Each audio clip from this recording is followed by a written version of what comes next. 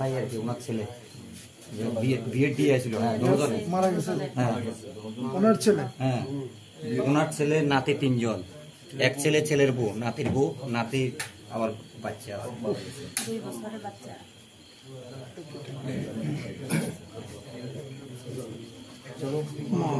दुर्भाग्यपूर्ण है।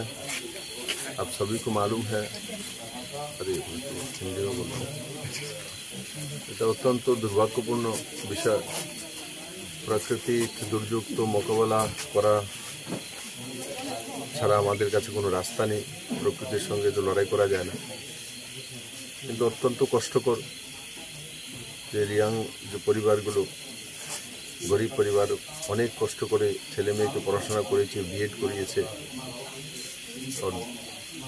অতিবৃষ্টির কারণে চারিদিকে ফ্লাড, আর এরা ঘুমন্ত অবস্থায় ছিল। সেই সময় পাহাড়ের ধস নেমে ঘরের পেছনের দিকে যে পাহাড় ছিল সেটা কমপ্লিটলি বাড়িতে ওনার ওয়ালে এসে ধাক্কা দেয়, সমস্ত ঘর নিয়ে চলে যায়। তো 7 জনের তৎক্ষণাৎই মাটির নিচে চাপা পড়ে মৃত্যু হয়ে যায়, ছোট্ট একটা শিশুসহ। আর বাকি 2 জন আমি এখন দেখলাম ইনজুরিজ হয়েছে, পায়ে, হাতে, পিঠে ব্যথা পেয়েছে। তাও আমাকে বললো তো 30 ফিট দূরে, মাটির এত স্পিড ছিল, 30 ফিট দূরে গিয়ে পড়েছিল, তো প্রাণে বেঁচে গেছে।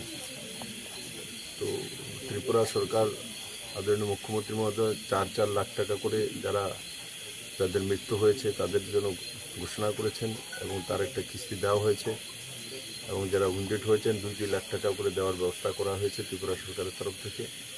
আর এখন আমাদের রিলিফ ক্যাম্পে ওরা রয়েছেন।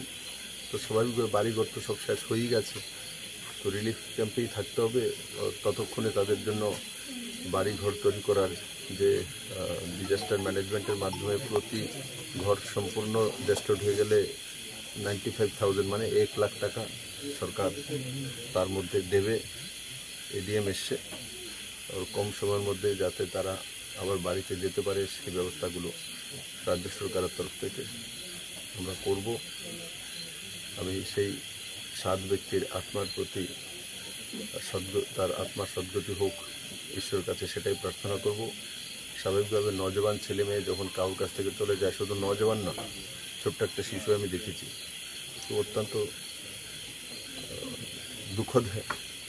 আর আমি আশা করি এই গ্রাম অঞ্চলের সমস্ত আমার ভাই বোনেরা যারাই রয়েছেন, জাতি জনজাতি, সবাই মিলেমিশে পরিবারটার সঙ্গে থেকে এই দুঃখের দিনে তাদের সাথী হয়ে তাদের মানসিক শক্তি যোগাবে, এবং আগামী দিনে যাতে নিজেরা পথ চলতে পারে তার সহযোগিতা করবে। সরকার সঙ্গে রয়েছে।